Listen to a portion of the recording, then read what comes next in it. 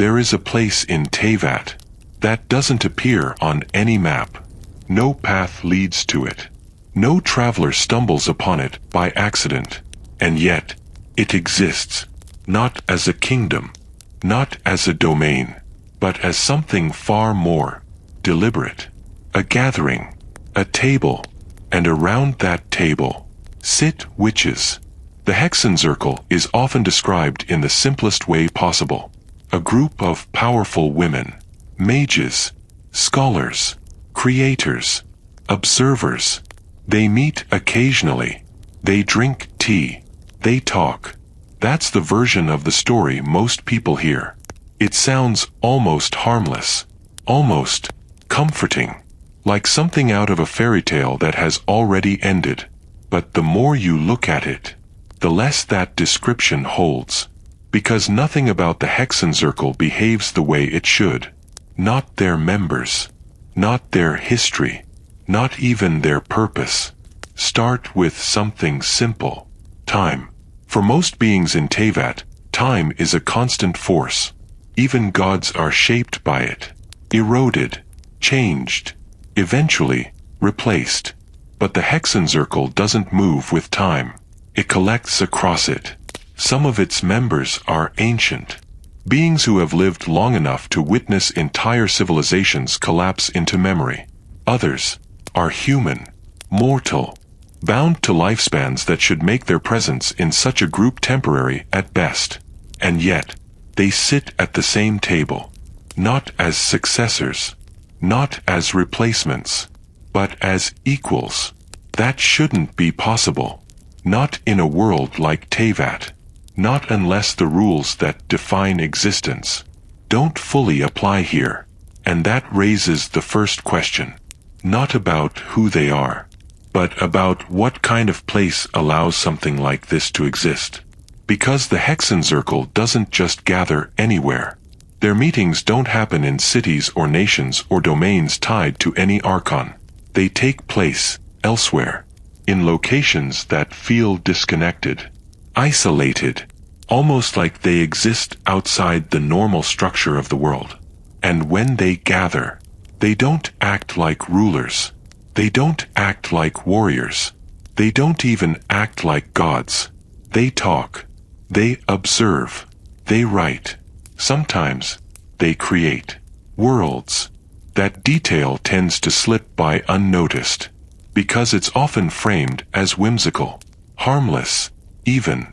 But it shouldn't be, because when a group of individuals can create entire environments, stories that people can step into, places that behave like reality, you're no longer dealing with simple magic. You're dealing with something much closer to control over narrative itself. Think about that carefully, because it changes what the Hexenzirkel represents. They're not just participants in Teyvat. They're not bound to reacting to events. They can construct them, shape them, reframe them, and yet, they don't rule anything. That contradiction sits at the center of everything. Power without dominion. Knowledge without authority. Presence without interference. It's almost as if they've chosen not to take control. But that only makes things more unsettling. Because in Teyvat, power rarely exists without purpose. And groups like this don't form by accident. They are built, organized, defined by something. Which brings us to the one detail that seems small, but changes everything once you notice it. When the Hexenzirkel is depicted, there is always a table. And around that table, there are seats. Most of the time, you'll hear that there are 7 witches, 7 members, 7 voices contributing to this strange, quiet gathering. And in many places, that seems to be true. 7 names, 7 identities, 7 roles, but not always, because sometimes there are 8, not in dialogue, not in explicit confirmation, but in something much harder to ignore. Visuals. Tables with too many chairs. arrangements that don't quite match the number of known members, a space that feels occupied, even when it shouldn't be. And once you see it, you can't unsee it, because now every scene changes.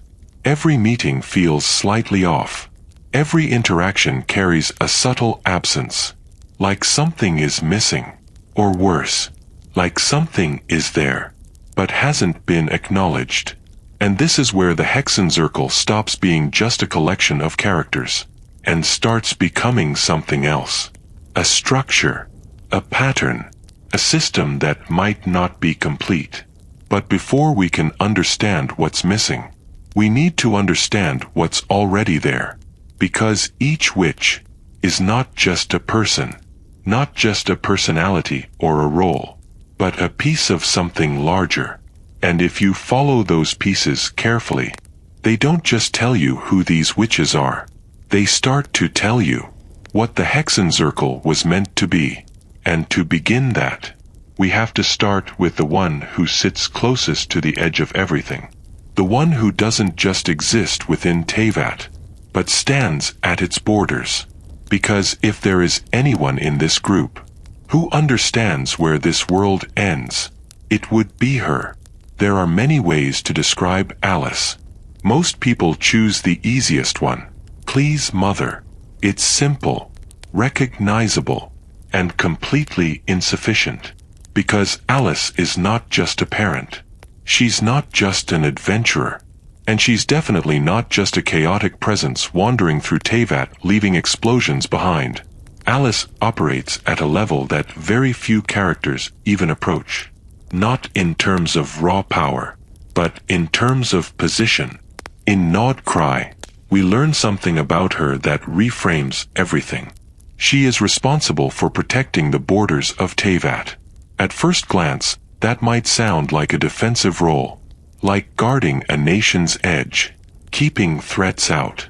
But Teyvat doesn't have borders in the way a normal world does. Not really. There's no clear edge where the land simply ends. No visible boundary separating inside from outside. And yet, Alice guards something, which means there is something to guard. Not just against enemies, but against entry. And that changes the scale immediately. Because now we're not talking about someone who protects a region. We're talking about someone who monitors access to the entire world. And once you connect that to what we already know about Teyvat, things start to align in a way that feels almost too deliberate.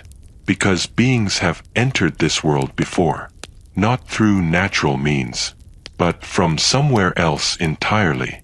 Take Skirk, a character who didn't originate in Teyvat, who was brought here from another world.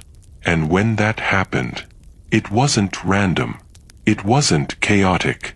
She was welcomed by Alice. That detail is easy to overlook, but it shouldn't be, because it tells us something extremely specific. Alice doesn't just guard the borders. She controls them. She decides who gets to enter, and by extension, what is allowed into Teyvat. And once you realize that, her role inside the Hexenzirkel starts to feel very different. Because now she isn't just a member. She's a gatekeeper. Someone who exists at the threshold between worlds. And that alone would be enough to make her one of the most important figures in Teyvat's lore. But Alice doesn't stop there. Because her connection to outside doesn't just show up in events like Skirk's arrival. It appears in much smaller, much stranger ways. Moments that don't make sense. Unless you're willing to consider something most people ignore. Alice knows things she shouldn't. Not ancient secrets. Not hidden histories. Something else. Things that don't belong to Teyvat at all.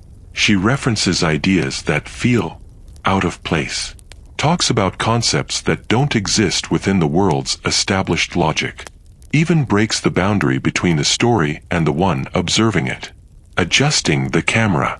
Speaking as if she's aware that someone is watching. It's subtle. Almost playful. easy to dismiss as a quirk.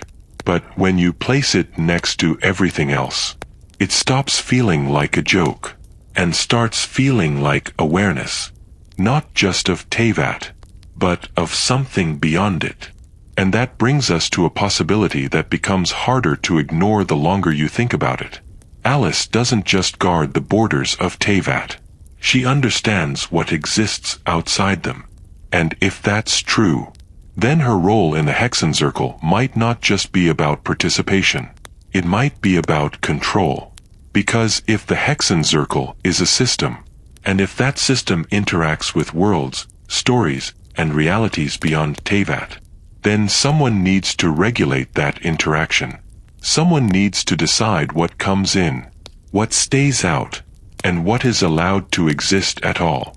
And every piece of evidence we have points to Alice being that person. But even that might not be the full picture, because Alice doesn't just control access. She creates, not in the way most characters do, not through alchemy, not through elemental manipulation, through something much more abstract. She creates experiences, worlds like the Golden Apple Archipelago, spaces like Bottleland, entire narrative environments like Simulanka, places that function like reality, but aren't bound to it. And once you connect that back to the idea of the Hexenzirkel, a group of witches who write stories, who shape narratives, who leave behind worlds for others to enter, a pattern begins to form. This isn't just a gathering of powerful individuals. It's something closer to a collective of creators, each one controlling a different aspect of existence.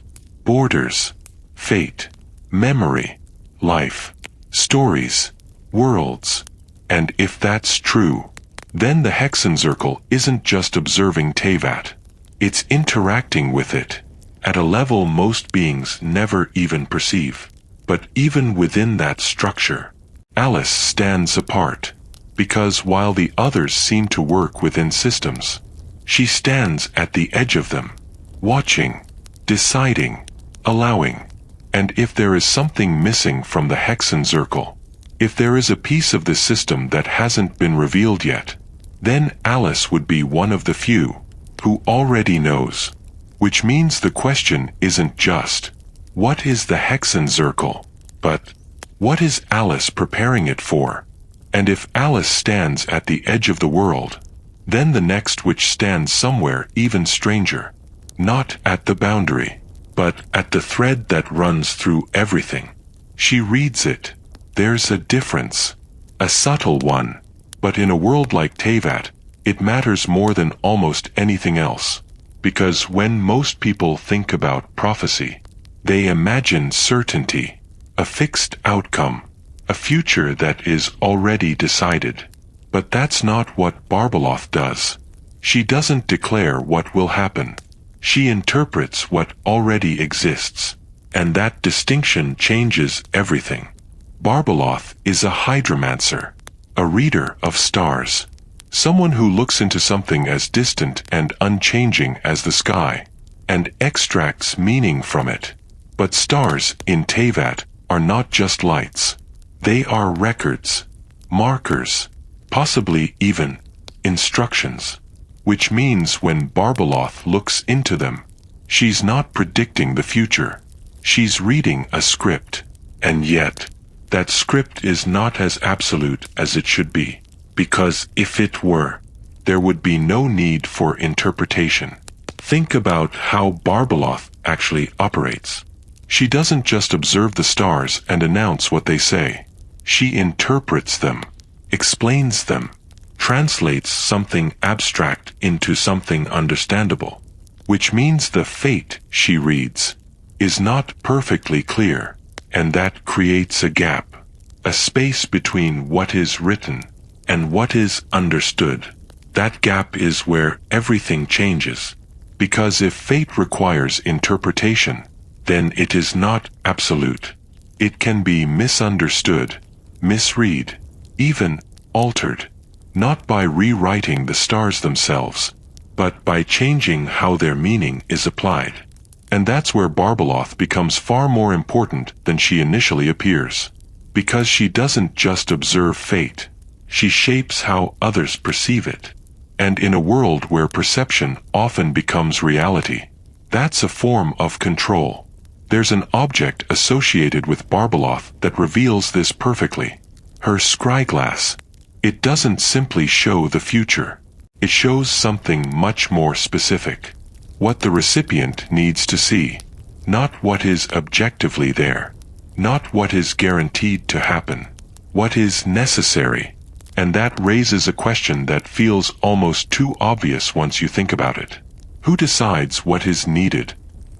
Because if the scryglass is filtering reality, if it's presenting information selectively, then it's not just a tool, it's a lens. And lenses don't just reveal, they distort. Take Varka. When he looked into the scryglass, he saw something that led him to nod cry. Something that justified his expedition. Something that pushed him to act. But we don't actually know what he saw. Only that it was enough. Enough to change his path. And that's the pattern. The scryglass doesn't give answers. It gives direction. It nudges, guides, redirects. And when you combine that with Barbeloth's role as an interpreter of fate, a new possibility begins to form. What if fate in Teyvat isn't a rigid, unchangeable path? What if it's something more flexible, but only within certain constraints? Something that exists, but isn't fully revealed. And the only reason it appears absolute is because of how it's presented. Because think about it. If someone can read fate, and also control how that information is interpreted, then they don't need to change fate itself. They only need to change how people respond to it. And that's enough to alter outcomes, not by breaking the system, but by working within it, quietly, subtly, almost invisibly. And if Barbeloth is doing that, if she's acting as a mediator between what is written in the stars, and how it manifests in reality, then her role inside the Hexenzirkel becomes much clearer. She is not just the one who reads fate. She is the one who translates it into action. Nowhere is this more visible than in her relationship with Mona. At first glance, their dynamic feels almost comedic. A strict teacher, a struggling student, endless complaints, endless lessons. But beneath that, there's something much more deliberate. Barbeloth doesn't just teach Mona how to read the stars. She teaches her how to interpret them. And that's far more dangerous. Because knowledge of fate is one thing. Understanding how to apply it is another entirely. She even gives Mona her vision, shapes her identity, forces her into a name that reflects her lineage. Mona Megistus, a shortened echo of Barbeloth Trismegistus, a continuation, not just of knowledge, but of perspective. And that suggests something important. Barbeloth's role isn't meant to end with her. It's meant to continue, which means the ability to interpret fate is something that can be passed down, refined, expanded. And if that's true, then the Hexenzirkel doesn't just contain individuals. It contains roles, positions that can be inherited, functions that must be maintained. Alice guards the borders. Barbeloth interprets fate. And suddenly, the idea of the Hexenzirkel as a system becomes much harder to ignore. This pattern becomes even clearer when we look at Simulanka, a constructed world. A place where narrative and reality blur. Inside it, Barbeloth is referred to as something very specific. The goddess of fate. Not a reader. Not an observer. A goddess. That title matters. Because it suggests authority, control. But Simulanka isn't the real world. It's a constructed one. Which means Barbeloth's role there is a reflection. an exaggeration of what she already does. Because if she can act as the goddess of fate inside a created world, then in the real world, she might already be doing something similar. Just on a quieter scale, there's one more detail that ties everything together. The trial overseen by the Hexenzirkel, a challenge involving the ascended king and the sublimated queen. A test that even someone like the traveler had to face alongside Albedo. At first glance, it seems like a simple test of strength, skill, capability, but it's divided into parts. And Barbeloth oversees one of them. Which means this trial isn't just about combat. It's about something else. Possibly understanding. Because if Alice controls access, and Barbeloth controls interpretation, then passing this trial might not just prove that someone is strong. It might prove that they can navigate the system, that they can see what needs to be seen, understand what needs to be understood, and act accordingly. Which raises another question. Why does the Hexenzirkel test people at all? What are they preparing them for? Because groups like this, systems like this, don't create trials without purpose. They don't select individuals randomly. They're looking for something. And if we follow the pattern that's forming, then each which is not just a person, they are a function, a role within something much larger. And if that's true, then the Hexenzirkel isn't just incomplete in terms of numbers.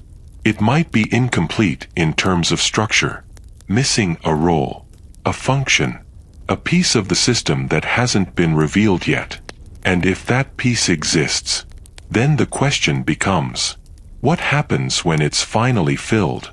But before we can answer that, we need to look at something the Hexenzirkel rarely allows to exist within itself. Something that doesn't fit cleanly into systems, into roles, into eternity. We need to look at what happens when one of them is human. Now we move to the fracture point in the system, the place where everything that felt eternal proves it isn't. The Hexenzirkel feels stable, carefully arranged, like a constellation where every star holds its place, each which represents something, a role, a function, a piece of a structure that doesn't collapse. Borders are guarded. Fate is interpreted. Worlds are created. Memories are preserved. Everything has its position. Everything has continuity. But there is one thing a system like this cannot account for. An ending. Not transformation. Not evolution. An actual end. Because the Hexenzirkel was never built for things that disappear. Ivanovna was not like the others. She did not exist outside time. She did not bend it. She did not step around it. She moved through it, the same way every human does. Forward. Only forward. And that made her presence in the Hexenzirkel a contradiction, because everything about this group suggests permanence. But Ivanovna introduced something else entirely. A limit. She could not stay forever. And unlike the others, that wasn't a choice. It was inevitable. That question should not exist. Because in a group like the Hexenzirkel, death doesn't fit. Roles persist. Knowledge transfers. Systems continue. But Ivanovna didn't transform into something else. She didn't ascend. She didn't rewrite her existence. She simply died. And with that, something unprecedented happened. A gap appeared. Not symbolic. Not theoretical. Real. A missing presence at a table that was never supposed to have empty seats. If Ivanovna represents the inevitability of loss, then Andersdotter represents something far more dangerous. Refusal. She didn't just witness what happened. She responded to it. Not with acceptance. Not with distance. But with creation. Because Andersdotter is a writer. And in a group where stories shape reality, That is not a passive role. It is power. She began writing stories. Not simple ones. Not harmless ones. Stories that could change outcomes. Stories that could bend what should have been final. Stories that began to blur the line between narrative and reality. At some point, those stories took form, and one of them became something very real. Durin, a dragon, a being born not just from creation, but from narrative intent. Durin is often explained through alchemy, through Rhinedottir, through experiments that went too far. But that explanation doesn't cover everything, because Durin feels written, not just created. A tragedy shaped with purpose, a being that exists as both entity and story. And if Andersdottir's narratives played a role in that, then we are no longer looking at storytelling. We are looking at rewriting reality.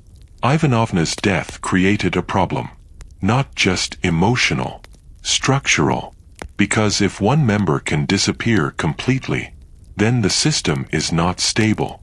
It is temporary, and that is something the Hexenzirkel cannot allow.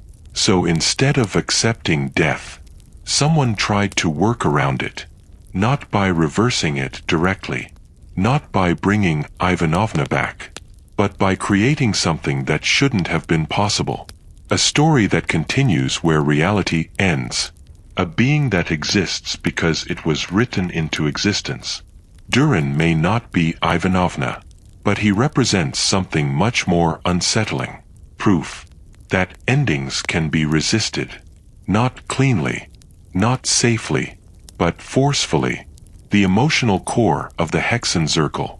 Up until now, the Hexenzirkel has felt distant, controlled, calculated, almost detached from the world it observes.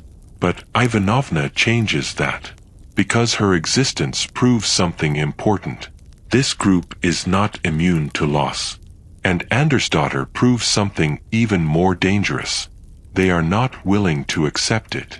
And once a system like this starts resisting its own limits, it doesn't stay stable for long, because now the goal is no longer observation. It becomes correction, fixing what should not have happened, rewriting what should have ended. And that is the moment where the Hexenzirkel stops being a system and starts becoming something else entirely. Something that doesn't just study reality, but tries to change it.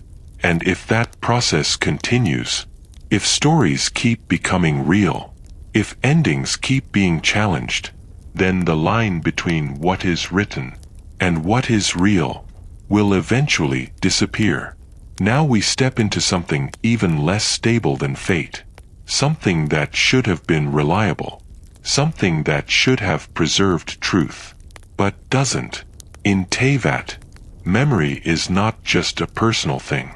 It is stored, managed, preserved, through something vast, something foundational. Irminsul, a system that holds the history of the entire world. Every event, every name, every existence, or at least, that's what it's supposed to do, because we already know something is wrong. Irminsul can be altered, information can be erased, rewritten, adjusted, entire people can be removed, as if they never existed at all. And once that happens, the world doesn't resist. It adapts. Reality itself bends to match the new version of history, which means memory in Teyvat is not absolute. It is editable.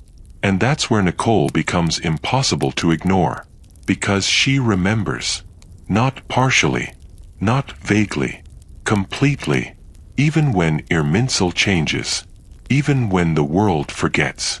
Nicole does not. That alone breaks one of the most fundamental rules of Teyvat. Because Irminsul doesn't just store memory, it defines it. If something is removed from Irminsul, then as far as the world is concerned, it never existed. But Nicole exists outside that rule. which means one of two things. Either she is not fully part of the system, or she exists at a level where the system cannot reach her. Nicole does not appear often. She is not present in the way the others are. Instead, she speaks, a voice, disembodied, distant, almost as if she is observing from somewhere else entirely. And when she speaks, it is never random. It is precise. She explains things that shouldn't be explainable. She clarifies events that should remain hidden. And most importantly, she does it without being affected by the changes around her, which suggests something deeply unsettling. Nicole is not just remembering. She is immune. At one point, Nicole references something ancient. Angels, beings that once existed in a form very different from what we see now, and what they became. Seelies. That transformation alone tells a story. A fall, a loss of form, a loss of purpose, something that was once stable, becoming fragmented. And if Nicole remembers that transition clearly, then she is not just aware of history. She is aware of true history. Not the version preserved by Irminsul. The version that existed before it was changed. Information has a limit. But even Nicole's ability has cracks. Because remembering everything is not stability. It's overload. Too much information. Too many versions of reality. Conflicting truths that exist at the same time. And over time, that creates something dangerous. Decay. Not of the mind, of truth itself. Because when multiple versions of reality exist in memory, and none of them can be fully discarded, then certainty disappears. What is real? What was real? What was rewritten? The answers begin to blur. At first glance, Nicole seems like the solution. If Irminsul can be changed, then someone who remembers everything should be able to preserve truth. But that's not what happens. Because remembering everything doesn't fix the problem. It multiplies it. Now instead of one version of history, there are many, and they all exist at the same time, inside a single mind. Which means Nicole is not just holding onto truth. She is holding onto contradictions. And over time, that becomes unsustainable. Because a system cannot function on conflicting realities. And a person cannot remain unchanged while holding them. If the Hexenzirkel is a system, then Nicole represents something critical. Memory. Not stored. Not controlled. But preserved outside the system. A failsafe. Something that ensures that even if reality is rewritten, there is still a record of what was lost. But that role comes at a cost. Because the more reality changes, the more unstable that record becomes. And if enough changes occur, if enough contradictions pile up, then even someone like Nicole might reach a limit. A point where memory itself can no longer hold everything together. And if that happens, then the final anchor of truth in Teyvat will begin to collapse. And once memory collapses, there is nothing left to prove what was ever real. Now we leave memory behind, and step into something far more unsettling. Not something that was rewritten. Not something that was forgotten. But something that was abandoned. Up until now, everything we've seen suggests that Teyvat is stable. Even when fate is unclear. Even when memory is altered. Even when stories reshape reality. The world itself continues. It persists. But what if that's not always true? What if some worlds don't endure? What if instead of being rewritten, they simply end? Octavia is different. Not because of power. Not because of knowledge. But because she doesn't belong to a single place. She moves. Not between regions. Not between nations. Between worlds. And that alone changes everything. Because until now, We've treated Teyvat as the center, the main stage, the primary reality. But Octavia's existence suggests something else entirely. Teyvat is just one of many, and more importantly, it is not guaranteed to last. At one point, Octavia says something that feels almost casual.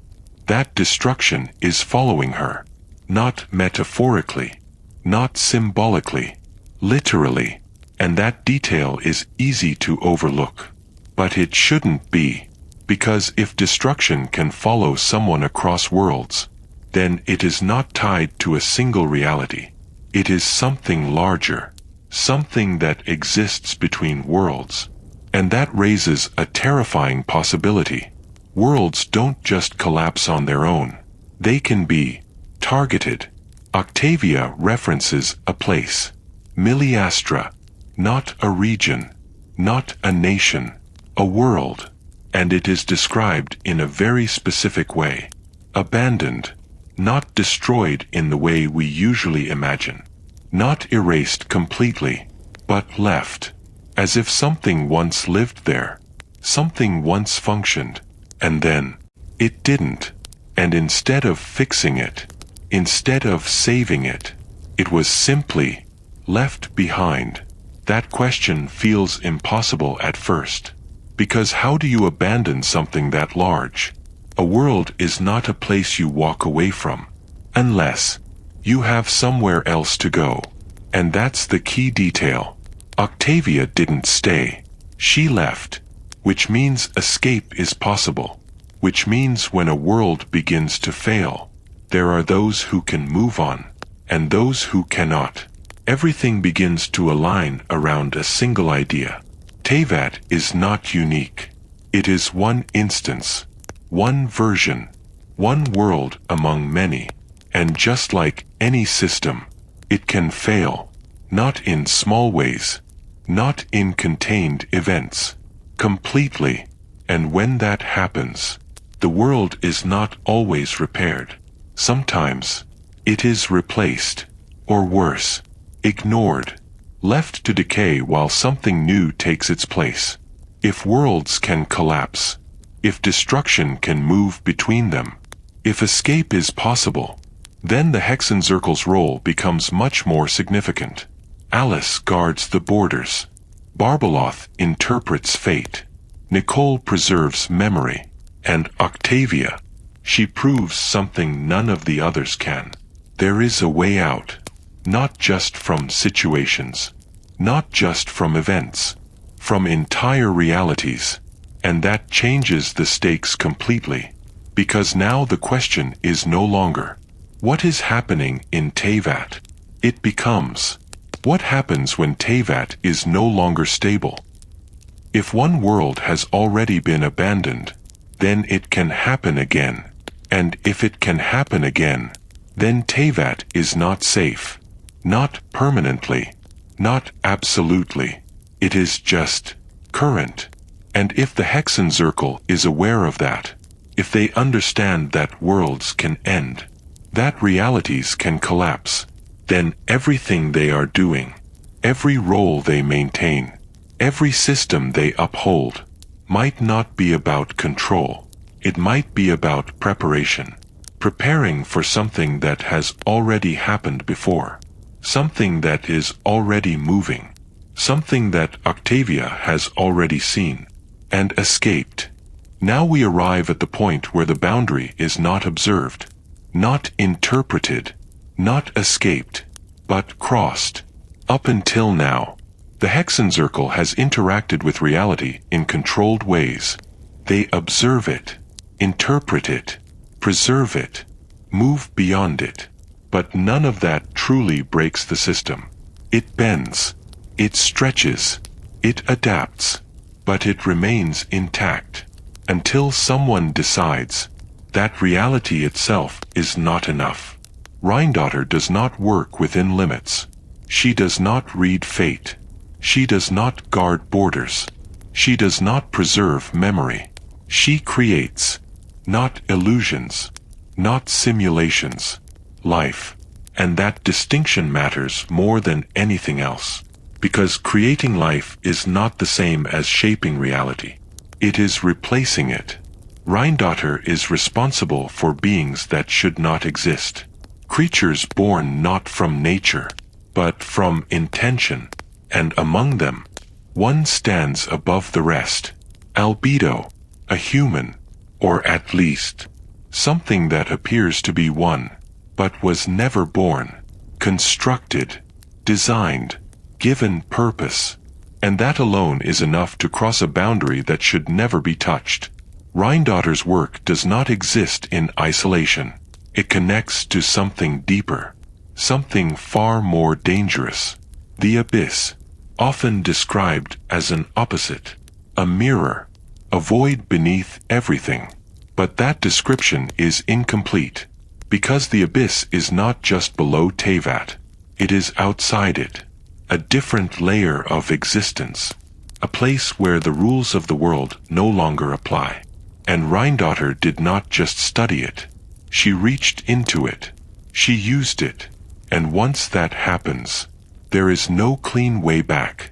Every boundary in Teyvat comes with a cost, but some costs are not immediate. They don't appear as damage or destruction. They appear as change, permanent change. Rhinedottir did not simply gain knowledge. She became something else. Not fully human, not fully aligned with the world she once existed in. Something in between, a being shaped by two different realities. And that transformation does not reverse. Rhinedottir is also known as Gold, a title, a name that carries weight, because Gold is not just a creator. She is a catalyst. Her actions are tied to events that reshaped entire nations, including the fall of Kenria, an event that already sits at the center of Teyvat's instability. And once you connect those pieces, a pattern begins to emerge. Rhinedottir does not just create life. She accelerates collapse, not intentionally, not directly, but inevitably. Because crossing boundaries doesn't just change the one who crosses them. It destabilizes everything around them. Every which we've seen so far interacts with limits. Alice guards them. Barbeloth interprets within them. Nicole resists changes to them. Octavia escapes when they fail. But Rhinedottir does something none of them do. She ignores the boundary entirely. And that creates something irreversible. Because once you step outside the system, you cannot fully return to it. You carry something back. Something that doesn't belong. Something that slowly begins to affect everything else. And if enough of that influence spreads, the system itself begins to weaken. If the Hexenzirkel is a system, then Rhinedottir is its greatest instability. Not because she is uncontrolled, but because she represents something the system cannot contain. True change, not guided, not filtered, not preserved, but introduced from outside.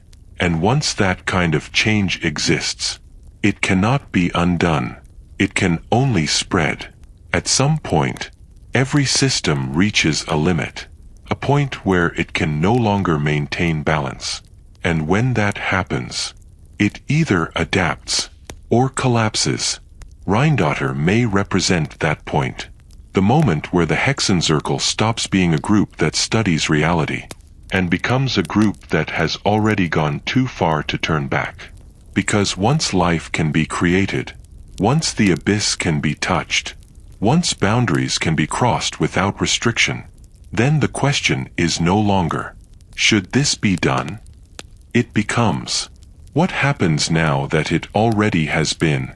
And that question leads directly to the one detail that ties everything together. The thing that should not exist, but does. A seat that no one claims. Now everything converges, not into an answer, but into a gap. A space that shouldn't exist, in a system that was never meant to have one. The Hexenzirkel is always described the same way. 7 witches, 7 members, 7 roles within a system that feels complete. And for a long time, that number makes sense.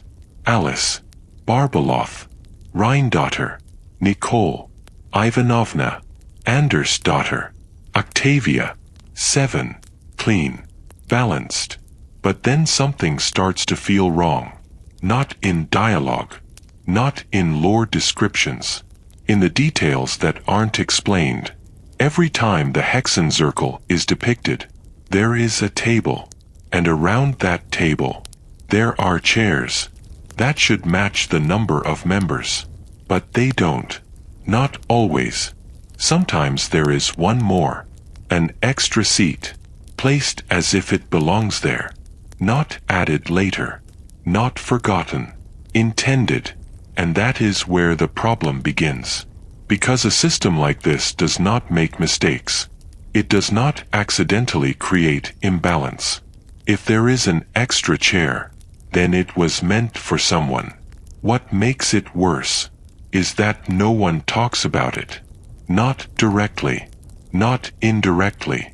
It simply exists, present, but unclaimed. And that creates a contradiction that cannot be ignored. Because if the Hexenzirkel is complete, then that chair should not be there. And if that chair belongs to someone, then the Hexenzirkel is not complete. There is another detail, even easier to miss. A phonograph, a device that plays recorded voices, stories, fragments of something that once existed. And at times, it plays something that doesn't fully align. A presence that feels unaccounted for. A voice without a clear origin. Not assigned to any known witch. Not explained. Just there. And once you connect that to the empty seat, the implication becomes unavoidable. There was someone else. If a member had simply left, we would know. If someone had died, like Ivanovna, there would be acknowledgement. A gap that is understood. But this is different. Because the system does not recognize the absence. And yet, it still makes space for it. That is not loss. That is something else. Something that doesn't fit cleanly into existence or non-existence. The number 7 might not be the original structure. It might be what remains. Because everything about the Hexenzirkel suggests design. Roles that complement each other. Functions that support a larger system. And if one role is missing, then the system is incomplete. Not broken, but unfinished. And that missing role would explain the imbalance. The extra chair.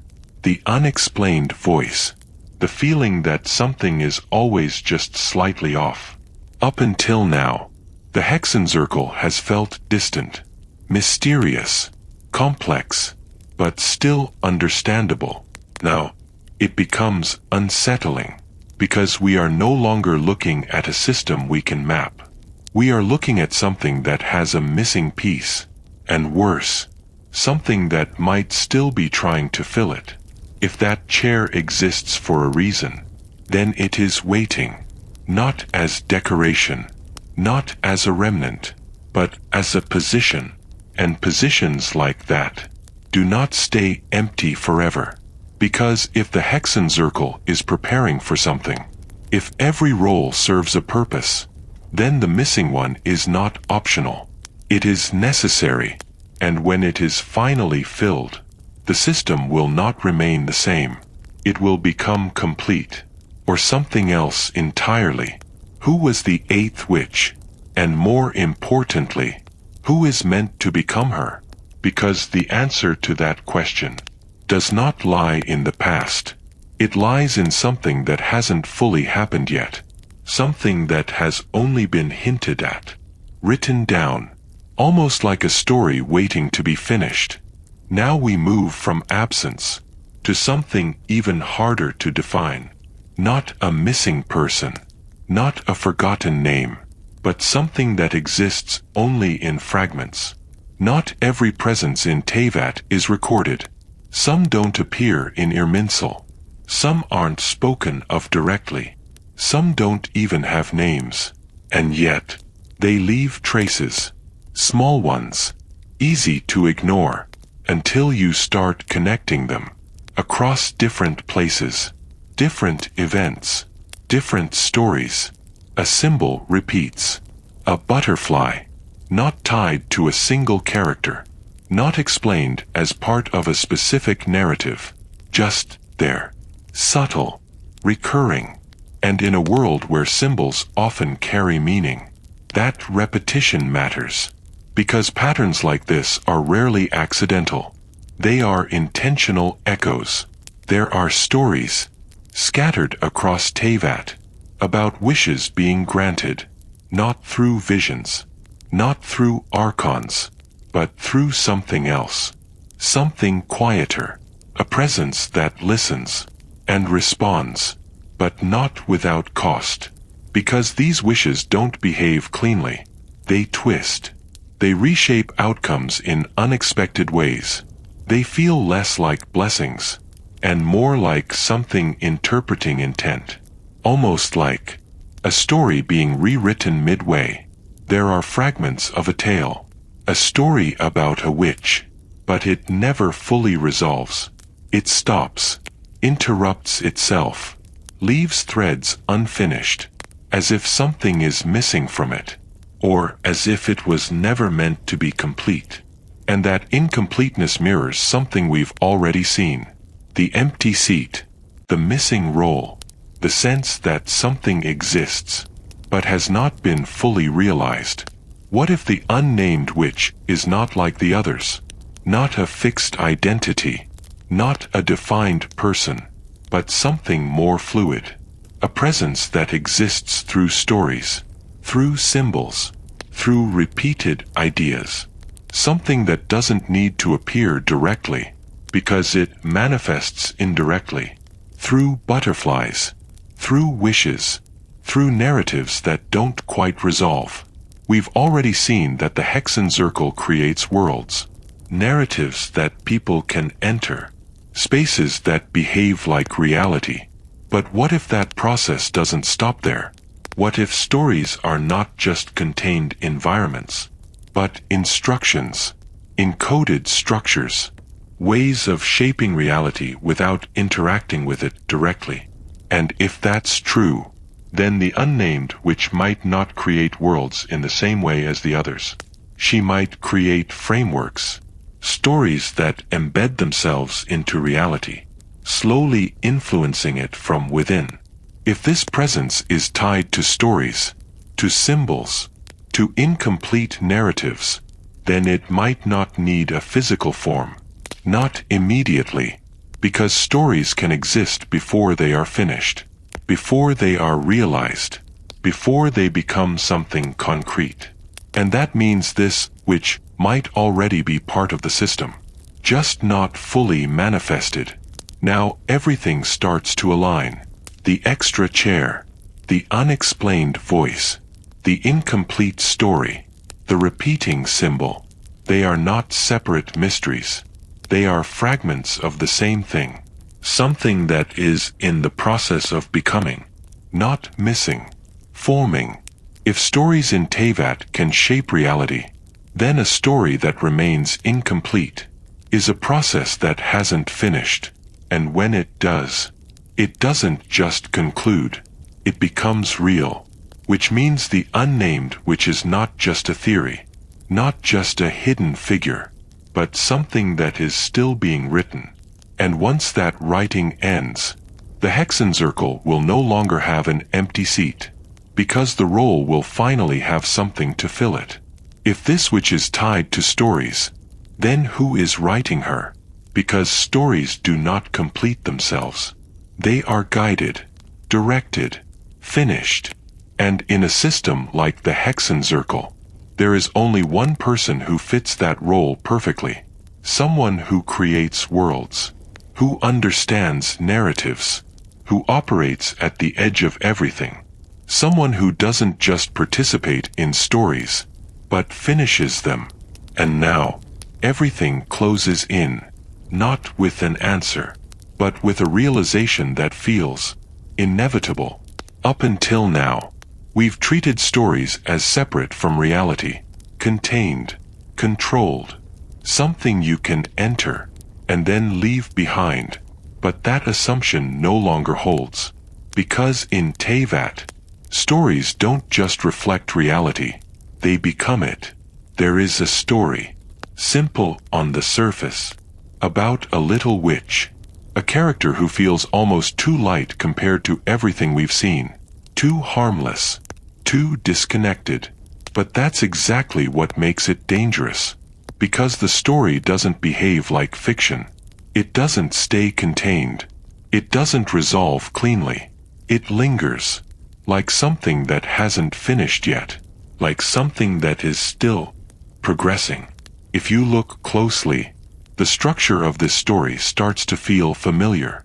A witch, a journey, a role that hasn't been fully defined yet, an ending that hasn't been reached.